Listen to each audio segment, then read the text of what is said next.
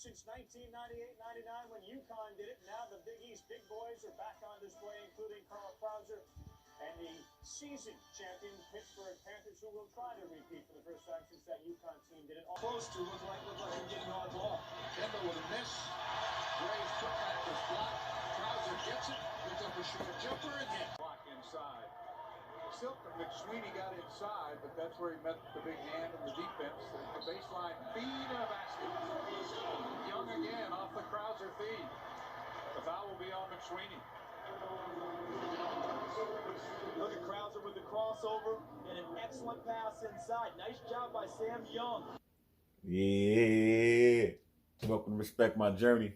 I'm your host, Carl Kraus, Cruising King, King Kraus, a.k.a. that old black magic, baby. What's going on, everybody? All love to y'all. Hope y'all having a safe and blessed day. Man, it's been cool. Somebody asked me outside before, recently, early in the day, right? Put my watch on while I'm doing this. But somebody asked me, and they was like, hey, Carl, have you ever been cut from a team? I was like, yeah, I've been cut from a team, my high school team. I'm told now I didn't make the team, so I take that as getting cut. And like the way I felt was like, I wasn't wanted. I felt like I wasn't wanted, and I felt like I was good enough to play on that team. That at that time that I felt like I could help.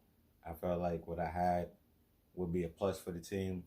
I felt like they needed what I had, which was defense, which was playing hard, tough all the time, the hustle plays, just being a good passer, seeing the game, and also being a good scorer, and being a bigger guard and being a good defender.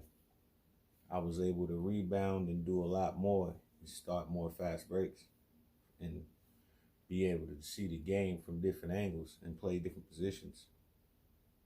See, some people don't know how to play different positions. And some people don't know how to pick up on certain things during the game when you're supposed to really try to help and maybe, let's say, double team, or let's say fake and get back. Let's say maybe stand the person up and let them bump into you. Let's say set a good screen.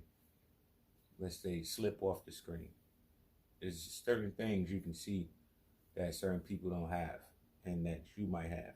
Let's say you might even call a play. Excuse me, I had something in my eye. Long eyelash in my eye is different. But back to live action.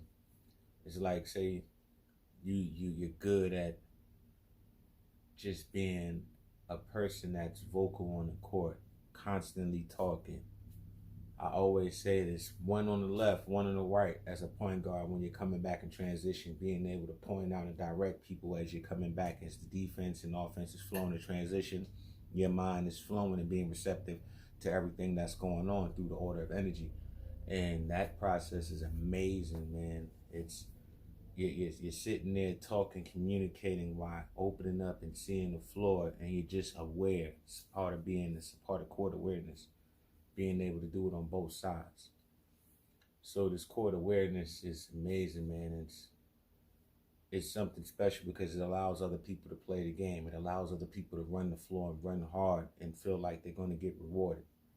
It allows other people to feel confident in the fact that you're going to pass the ball and reward them. And it also gives people the confident thought that, hey, if I also run, I might get my partner open, my teammate open, he or she. I might get them open because I just ran the floor, so the defender has to worry about us all. It's these type of instinctive thoughts that helps you process the game, helps you develop into a better student athlete, or to a better pro, or to a better just athlete, period. It's a big thing. Excuse me, I made some ginger juice. I'm gonna tip it over. But yeah, there's some ginger juice and some hot tea. Hot tea. Yeah, back to live action. when you are out there playing the game, and sometimes when you're going through this, you're going through situations where you're not making a team, you might feel down, you might feel out. Like, hey, this coach is, this coach, I don't think, you might feel like this coach made the wrong decision. But if you understand, and I want you to take your time to understand this, the people that didn't want you, that didn't want you around on that team, hey, they missed out on a great person. I said that in myself. I didn't feel down. I didn't say I did anything wrong. I didn't stop. I fought back. That's why I use these blocks. I fought back. And I played the game right. I played the game well. And I really felt like it should have been me playing and starting and everything. So at first I felt annoyed. I felt upset. And I had to figure something else out on how I'm going to get exposure and get known and get seen, so I can get out of high school and get to college or get to a different school or get somewhere else. How can I get seen? So I had a lot to figure out because I didn't have anybody with a big basketball background in my family. So with other people, that goes through this, we tend to sometimes blame ourselves and put our head down, or sometimes we might even,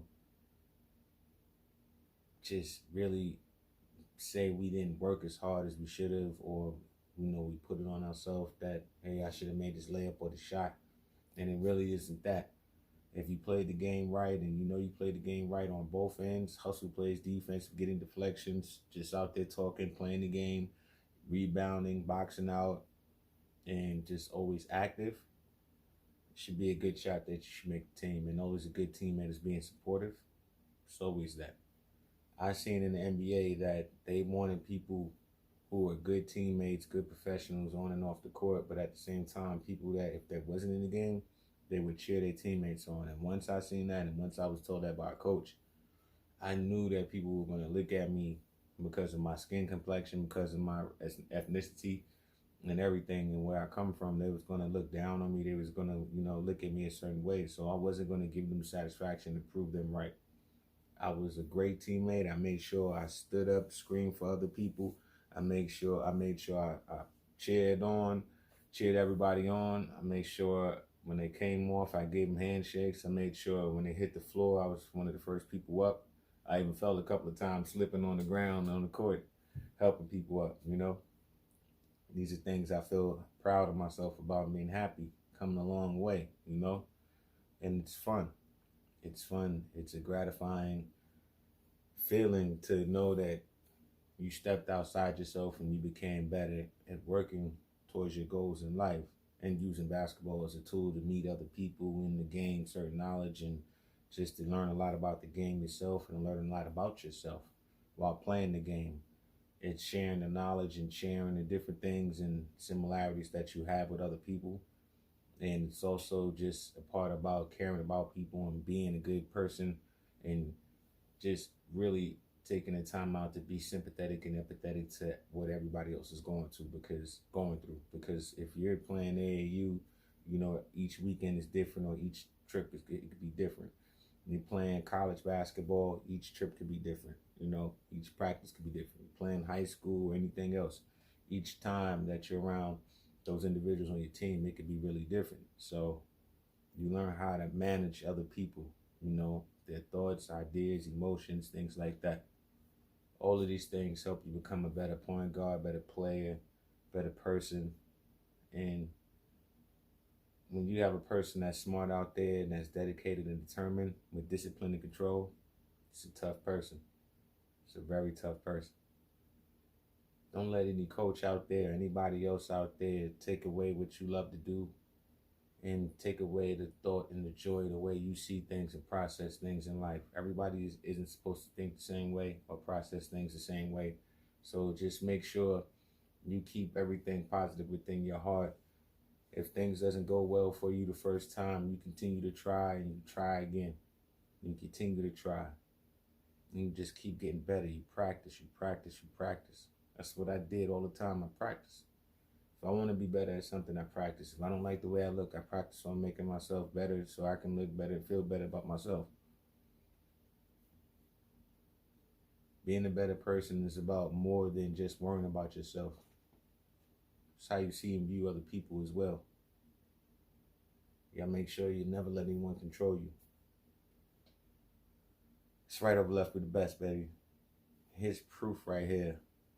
You know, my people's Kyrie Irving, all love, and thank you to everybody else who's watching my videos. Thank you to all the new subscribers. Thank you to everybody else who's showing love to me. Let you know it's a little proof in the pudding that, you know, my man Kyrie Irving be watching that old Black Magic videos that respect my journey videos. Knock it off. It's all love, baby. Right over left with the best. Ow. It's that old Black Magic. I'm out. Easy.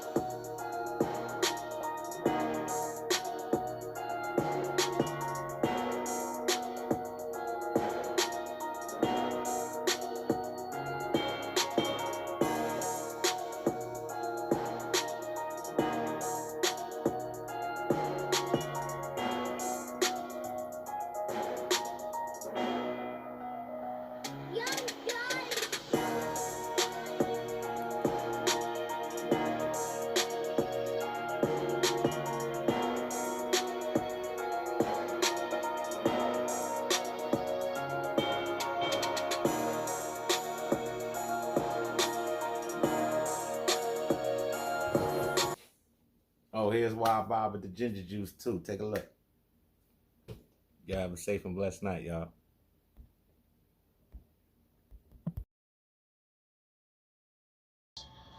Providence with the basketball. Holmes and McGrath checking out.